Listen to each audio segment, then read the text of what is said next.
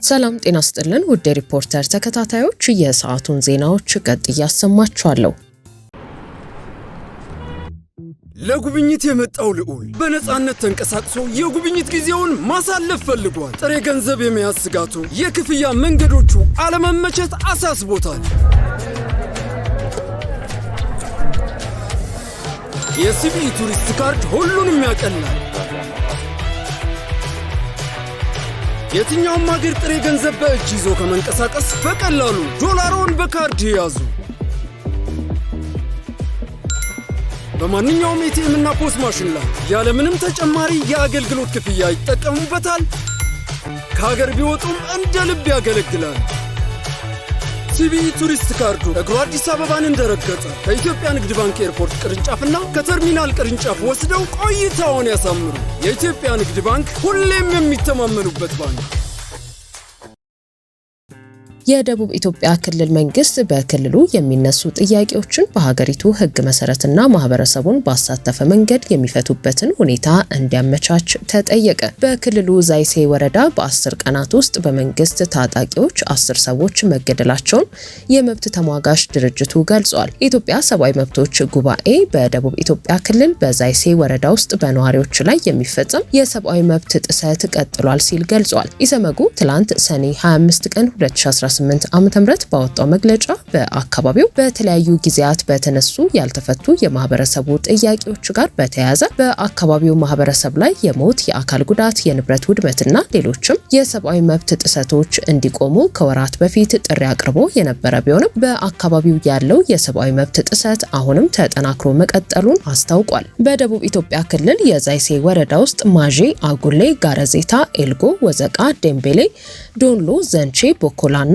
ባኑ በተባሉ ቀበሌዎች ውስጥ ከሰኔ 11 እስከ 22 ቀን 2018 ዓ.ም ድረስ ባሉት 10 ቀናት ውስጥ በመንግስት የታጠቁ ኃይሎች በተፈጸመ ጥቃት 10 ሰዎች ሲገደሉ በ3 ሰዎች ላይ የአካል ጉዳት፣ ጾታዊ ጥቃት፣ የንብረት ዘረፋና ውድመት እንዲሁም የጅምላ እስር ተፈጽሟል ያለው ጉባኤው እየደረሰ ባለው ጥቃት ምክንያት የአካባቢው ማህበረሰብ ህይወታቸውን ለማዳን መኖሪያ ቤታቸውን ለቀው መሰደዳቸውን ከአካባቢው ካሰባሰባቸው መረጃዎች ለማወቅ እንደቻለ ጠቁሟል። ኢሰመጉ ጉዳዩን አስመልክቶ ከአርባ ምንጭ ዙሪያ ወረዳ አስተዳደር መረጃዎችን ለማግኘት ያደረገው ጥረት እንዳልተሳካ በመግለጫው ያስታወቀ ሲሆን የሪፖርተርም ተመሳሳይ ጥረት ሳይሳካ ቀርቷል። የኢትዮጵያ ሰብአዊ መብቶች ጉባኤ በደቡብ ኢትዮጵያ ክልል የጸጥታ አካላት የተያዙ ግለሰቦች በወንጀል የሚፈለጉ ከሆነ ለህግ በማቅረብ ፍትህ የማግኘት መብታቸውን እንዲያከብርና እንዲያስከብር የክልሉና የጋሞ ዞን የጸጥታ አካላት የንጹሃን ዜጎችን የሰብአዊ መብት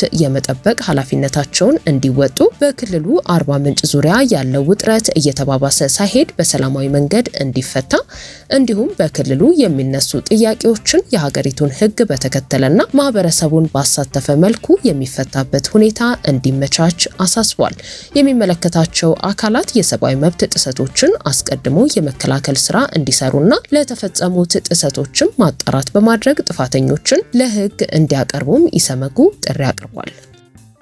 በኤርትራ ሉዓላዊ የድንበር አካባቢ የኢትዮጵያ ወታደሮች በስፋት እየተሰማሩ መሆኑን የኤርትራ መንግስት ገለጸ። የኢትዮጵያ የመንግስት ባለስልጣናትና የገዢው ፓርቲ አመራሮች በኤርትራ ሉዓላዊ ድንበሮች ላይ ከባድ የጦር ሰራዊት በስፋት እያሰባሰቡ ነው በማለት የኤርትራ መንግስት ለውጭ መንግስታትና ለተባበሩት መንግስታት ድርጅት ተወካዮች አስታውቋል። የኢትዮጵያ መንግስት ከወታደራዊ እንቅስቃሴዎች በተጨማሪ የባህር በር መሰረታዊ ፍላጎት ነው በሚል ሽፋን የአፍሪካ ቀንድ ሀገራት ሉዓላዊ ድንበሮች ለድርድር ይቀርባሉ የሚል አይነት አደገኛ ሐሳብን በዓለም አቀፍ መድረኮች ጭምር እየገለጹ በኤርትራ ሉዓላዊ ወደቦች ላይ አግባብነት የሌላቸው ንግግሮችን እያደረጉ ነው በማለት ከሷል። የኤርትራ የውጭ ጉዳይ ሚኒስትር ኦስማን ሳሌህ በአስመራ ለሚገኙ የውጭ ዲፕሎማቲክ ማህበረሰብ አባላት፣ አምባሳደሮች፣ ጉዳይ ፈጻሚዎችና የተባበሩት መንግስታት ድርጅት ልዑካን በዚህ ሳምንት በሰጡት ወቅታዊ ማብራሪያ ለበርካታ ዓመታት በተባበሩት መንግስታት ድርጅት ለኤርትራ የሰብአዊ መብት ክትትል የተመደበው ልዩ ራፖርተር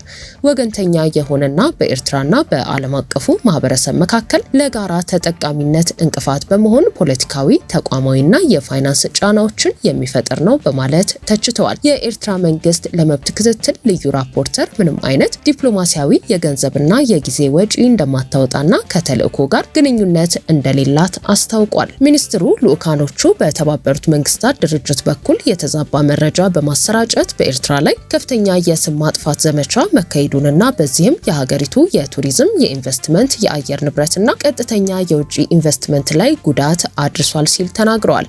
የተባበሩት መንግስታት ድርጅት የሰብአዊ መብቶች ምክር ቤት በዚህ አጀንዳ ላይ ጊዜና ሀብት እያጠፋ በኤርትራ ድንበሮች ላይ እየታዩ ያሉትን እውነተኛ የደህንነት ስጋቶችን ሆን ብሎ ችላ ብሏል ያሉት የኤርትራው ባለስልጣን የኢትዮጵያ መንግስት ወታደራዊ እንቅስቃሴ በድንበሯ አቅራቢያ መበራከቱን አሳስበዋል። የኤርትራ ወታደሮች በኢትዮጵያ ሰሜን ምስራቅ ድንበር ከዚህ ቀደም ከተቆጣጠሩት አካባቢ የበለጠ ዘልቀው እንደገቡ የውጭ ጉዳይ ሚኒስትር ዶክተር ጌዲዮን ጢሞቴዎስ አስታውቀው ነበር። በድንበር አካባቢዎች የነበሩ የባለፉት ጥቂት ቀናት እንቅስቃሴዎች የኤርትራ መንግስት በሁለቱ ሀገራት መካከል የበረታውን ውጥረት የበለጠ የሚያባብስ መንገድ እንደመረጠ እንደሚጠቁሙ ሚኒስትሩ ገልጸዋል። የኢትዮጵያ መንግስት በዚህ አዲስ ውንጀላ ላይ እስካሁን በይፋ የሰጠው መረጃ ባይኖርም ከጥቂት ወራት በፊት የኢትዮጵያው የውጭ ጉዳይ ሚኒስትር ዶክተር ጌዲዮን ጢሞቴዎስ ለተባበሩት መንግስታት ድርጅት እንዲሁም ለኤርትራው አቻቸው ኡስማን ሳሌህ በጻፏቸው የተናጠል ደብዳቤዎች የኤርትራ ሰራዊት ኢትዮጵያ ድንበር ውስጥ መግባቱንና ከሀገር ውስጥ አማጺዎች ጋር በመተባበር ወንጅለው ነበር።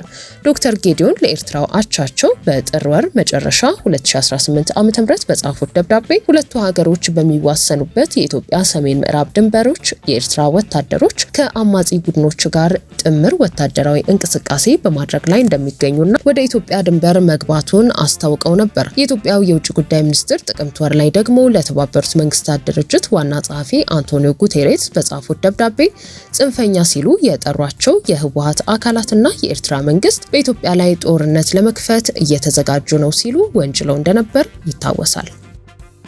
የቀድሞ የሰላም ሚኒስትር ዴኤታ ታዬ ደንደአ ተፈጽሞብኛል ባሉት የሰብአዊ መብት ጥሰት ዙሪያ ቃላቸውን እንዲሰጡ ትዕዛዝ ተሰጠ።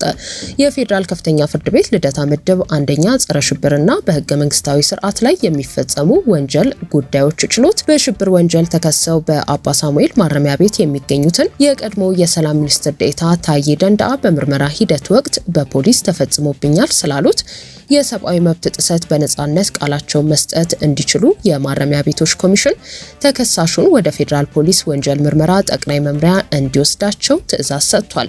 የፌዴራል ፖሊስ ለችሎቱ ባቀረበው አቤቱታ በፍርድ ቤቱ ትዕዛዝ መሰረት በአቶ ታዬ ደንደአ ላይ ተፈጸመ የተባለውን የሰብአዊ መብት ጥሰት ለማጣራት ፖሊስ መደበኛ ምርመራውን እያካሄደ እንደሚገኝ ጠቅሶ ይሁን እንጂ ተከሳሹ በአሁኑ ወቅት በፌዴራል ማረሚያ ቤት በእስር ላይ የሚገኙ በመሆናቸው በነጻነት የከሳሽነት ቃላቸውን ለመቀበል ማረሚያ ቤቱ የቃል መቀበያ ቦታ የሌለው መሆኑንና በአካል ለማነጋገር ቦታው ምቹ እንዳልሆነ ለችሎቱ አስረድቷል።